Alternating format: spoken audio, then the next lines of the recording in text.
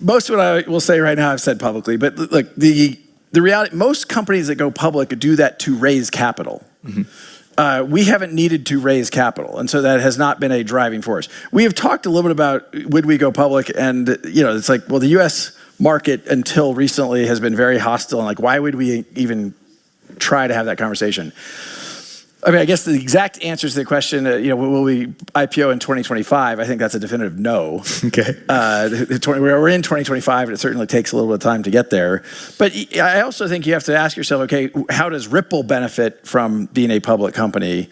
And therefore, is it a high priority for us? So what we've said is there's no imminent plans to go public. I will acknowledge that a change in the SEC in the United States, as he said earlier, as conditions change, you never say never, and you reevaluate as you learn new facts. 네, 이번 심포지엄에서 이 브래드 갈링하우스는 직접 참석을 해서 여러 가지 좀 중요한 이야기들을 했습니다. 그 중에 가장 좀 우리가 중요시 좀 봐야 되는 부분, 자, 25년 리플의 상장 이 관련된 이야기를 했는데요. 지금 방금 이야기들을 우리가 좀 자세하게 분석해볼 필요가 있을 것 같습니다. 자, 하나하나씩 좀 살펴보면요. 자, 브래드 갈링하우스의 이야기는 이렇습니다. 자, 결국 기업이 이 상장하는 가장 큰 목적은 자본 조달 아니겠느냐. 네. 그런데 우리 리플은 지금 현재 자본이 필요 없다 이렇게 얘기합니다. 이 자본이 필요 없다는 얘기는 진짜 필요 없다는 얘기가 아니겠죠, 그죠? 그만큼 우리는 지금 필요한 자본을 많이 가지고 있다 이렇게 해석하는 게 맞겠죠, 그죠? 자, 만약 회사가 성장을 하는 데 있어서 자본이 좀 필요하다 그렇다면 저런 식의 발언은 하지 않았을 것 같습니다. 그래서 올해 25년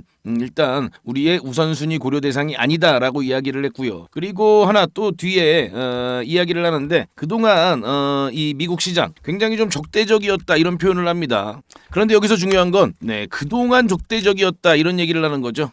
그렇다면 앞으로는 어떻게 될 것인가? 네, 당연히 적대적이 아닌 우호적이 될 가능성이 굉장히 높습니다. 그건 뭐 다들 알고 계시죠? 이번에 그 트럼프 대통령의 당선으로 암호화폐 업계는요 여러 규제가 철폐가 되고 또 정책적으로 굉장한 좀 지원이 계속될 가능성이 높습니다. 그렇다면 그런 관련된 정책이나 자문을 누가 하는가? 바로 이 브래드가 하게 될 가능성이 굉장히 높은 거죠, 그죠? 자, 지금 현재 뭐 여러 매스컴들을 통해서 지금 이 브래드가 암호화폐 자문위원회에 합류할 것이다 이런 내용들이 나와주고 있습니다. 뭐 물론 아직은 어떤 구체적인 날짜라든가 뭐 이런 것들은 나오고 있지 않습니다. 대신 이제 굉장히 좀 물밑에서 여러 가지 지금 논의가 진행되고 있겠죠, 그죠? 지금 현재 암호화폐 회사들이 어떤 어려움을 겪고 있는지, 어떤 규제 때문에 힘들어하는지, 또 어떤 규제들이 발목을 잡고 있는지 이런 걸요 가장 상세하게 잘 알고 있는 또 구체적으로 알고 있는 사람은 바로 브래드죠. 아마 이 브래드 갈링하우스보다 구체적으로 알고 있는 사람은 많지 않을 겁니다. 그렇기 때문에 현재로서는 상장 계획이 없지만 앞으로 규제나 정책 등이 변화가 된다면 충분히 다시 논의할 수 있고 재평가할 수 있다 이런 발언을 한 건데요. 자, 여러분은 이게 어떻게 들리시나요? 이게 상장을 한다는 소리로 들리느냐 아니면 안 한다는 소리로 들리느냐? 물론 다소 원론적인 이야기일 수도 있지만요.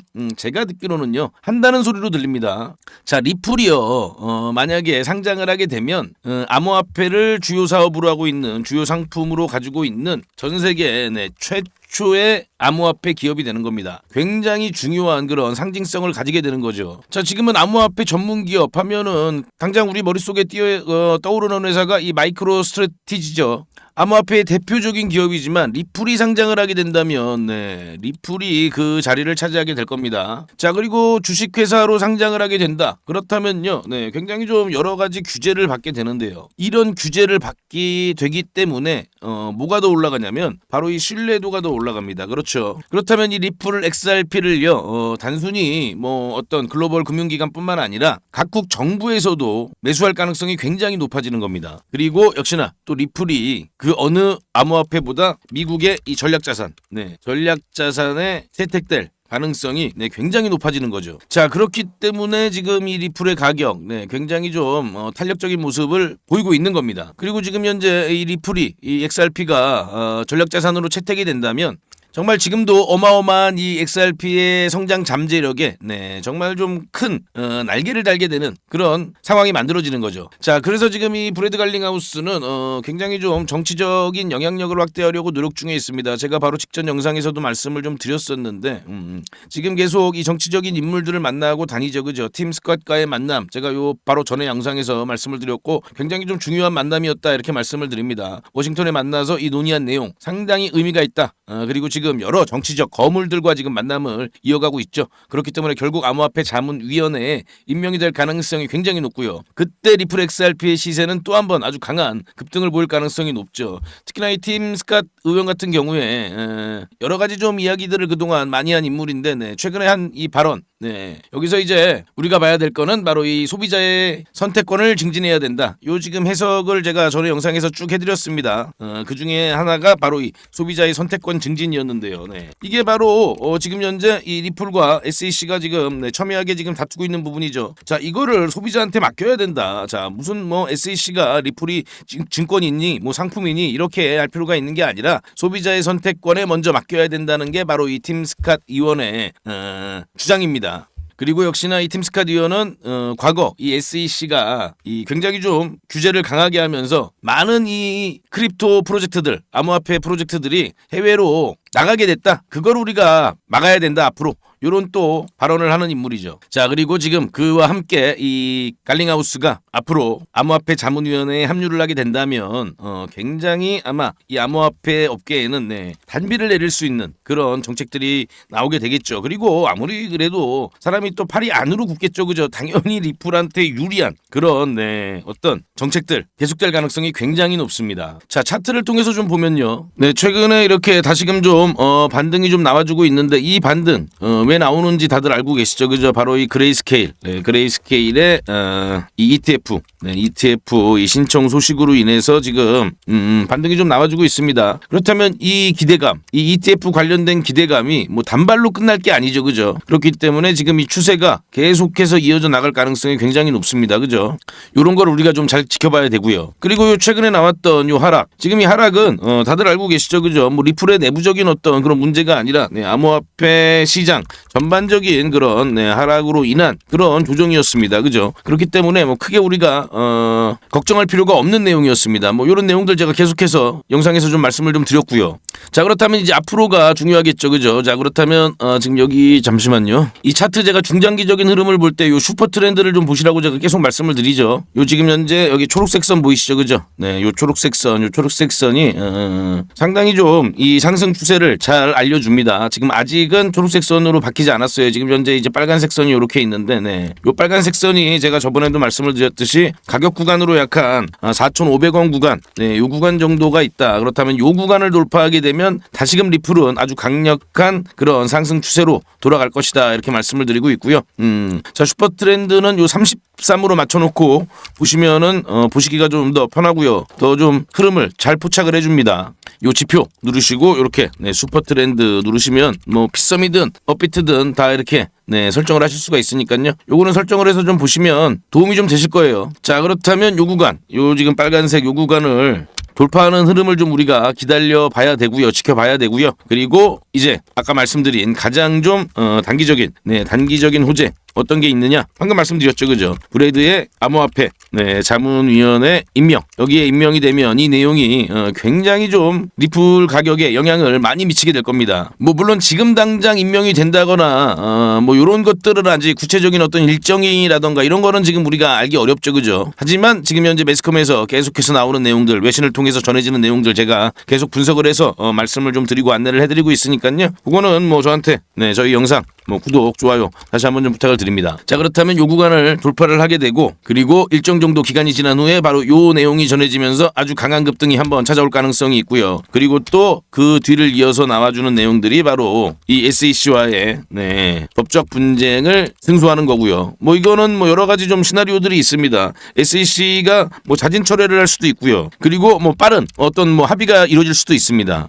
다만 이제 요거는 어느 정도 조금 좀 시간이 좀 걸릴 가능성이 있습니다. 그리고 또 하나 역시나 이 ETF 승인 관련해서도 제가 지난번 지금 리플 XRP가 지금 65% 확률로 지금 평가를 받고 있는데 요거는 이제 블룸버그가 분석을 한 거죠. 뭐 라이트코인 같은 경우는 90%, 뭐 솔라나 같은 경우는 70% 이렇게 지금 계산을 했는데 여기서 이번에 그 19B-4 요게 승인이 나면은 요 확률이 굉장히 높아질 것이다. 네, 그리고 이것도 역시나 연내 가능하다. 그렇다면 우리가 그런 흐름들을 하나씩 체크하면서 지켜본다면 지금 현재 뭐 요 구간, 뭐 지금 직전 고점이었던 요 구간도 뭐 아주 단기간 내내 지금 돌파를 할 수 있습니다. 다만 이제 우리가 이 리플은요, 좀 더 중장기적인 그런 흐름을 보면서 지켜봐야 되고요. 지금 중장기적 흐름을 볼 때 요 부분을 또 놓치지 말아야 되는데요. 바로 이 XRP 레저를 통한 이 RWA 시장의 진출입니다. 이 내용이 아마 이 리플의 중장기적 성장에 가장 큰 좀 영향을 좀 미칠 수가 있습니다. 지금 현재 이 데이비드 역시 이 내용을 가장 좀 지금 최근에 중점적으로 이야기를 하고 있습니다. 네, 그만큼 이 실물 자산 연계 시장은 엄청나게 급등을 하게 되는데요. 성장을 하게 되는 거죠. 그리고 이런 내용들이 본격화되기 전까지는 리플의 가격은 살짝은 좀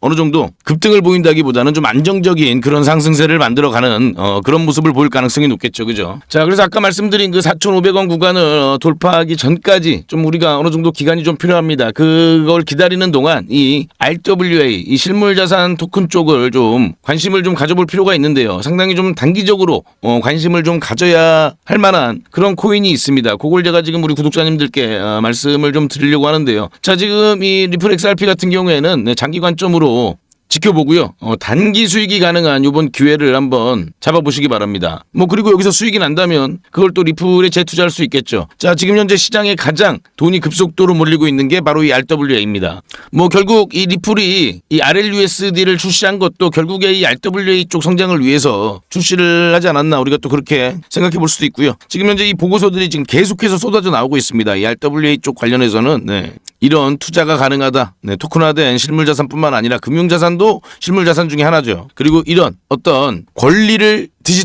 디지털화해서 거래할 수 있는 그런 것까지 지금 현재 기술이 개발되고 있습니다. 자, 그리고 또 최근에 나온 이런 보고서를 보시면요. 이런 내용이 있습니다. 월가는 역사적으로 자산 담보화를 통해 엄청난 이익을 얻었다. 이거를 이제 RWA 기술을 활용해서 블록체인 기술을 활용해서 이 시장이 성장할 수 있는 거죠. 자, 요 관련된 코인인데요. 지금 이 코인을 잠깐 보시면요. 제가 살짝은 좀 일단은 가려놨는데 지금 이 RW 관련해서 굉장히 좀 시장에서 화제가 될 수 있는 그런 소식이 하나 있습니다. 그 소식이 발표가 지금 임박했는데요. 특히나 이 코인의 차트를 지금 보시면요. 이 작년 말경에 이 코인이 상장을 했는데 이런 엄청난 급등을 보였습니다. 이게 지금 차트로 보시면은 별거 아닌 것 같은데 이게 지금 100배 이상 급등을 한 거거든요. 100배 이상 급등을 하고 그다음 지금 보시면 살짝 좀 조정을 받았죠. 그죠? 조정을 좀 받았습니다. 뭐 살짝은 아니죠. 그죠? 상당히 좀 오랫동안 기간 조정을 받았고요. 그리고 가격 조정을 받았습니다. 왜 이렇게 큰 폭의 기간 조정, 가격 조정을 받았냐? 뭐 물론 시장 하락에 영향도 좀 있었습니다만 이 RWA 쪽이 워낙에 좀 경쟁이 치열해지면서 관심에서 좀 많이 좀 멀어졌어요. 그런데 아까 말씀드린 것처럼 이 금융 쪽에 지금 현재 아주 큰 호재가 하나 나옵니다. 그리고 그게 임박했다. 자, 그렇다면 지금 요 구간에서 뭐 한 요 정도 수준, 뭐 절반 정도 수준만 오른다 하더라도 지금 정말 한 수십 배가 오르는 그런 모습을 만들어낼 수가 있습니다. 그리고 그만큼 지금 RWA 쪽으로는요 엄청난 자금이 지금 글로벌 기관에서 몰리고 있죠. 그죠? 그렇기 때문에 요 코인은 한번 우리가 관심을 가져보자. 단기 급등이 가능하다라고 제가 말씀을 드립니다. 자, 이 코인 지금 공유받고 싶으신 분들은요 영상 하단에 더보기가 있습니다. 더보기를 클릭을 하시면 저한테 카톡을 보내실 수 있는 링크가 하나 나옵니다. 그 카톡 링크를요 누르시고요. 파란색 글씨로 된 링크 보이시죠? 요걸 누르시고 저한테 카톡으로 숫자 8번 눌러주시고 영어로 RWA 이렇게만 저한테 보내주시면 제가 요 코인을 안내를 해드리겠습니다. 자, 저희 구독자님들께만 제가 요거를 좀 특별히 좀 공유를 해드리려고 합니다. 지금 너무 좋은 기회라서 그리고 구독자님도 요 기회를 한번 같이 좀 잡아보시라고 제가 안내를 해드리고 있는 거니까요. 관심 있는 분들은 저한테 숫자 8 그리고 RWA 이렇게 보내주시면 제가 요 코인 어떤 코인인지 안내를 해드리고요. 그리고 요 코인이 왜 정말 지금 요 상황에서 급등이 나올 수밖에 없는지 그런 내용들도 전부 다 무료로 공유를 해드리겠습니다. 자, 아까 말씀드린 것처럼 구독자님들과만 함께하고 있기 때문에요. 구독, 좋아요 아직 안 눌러주셨다면요. 구독, 좋아요 다시 한번 부탁을 드립니다.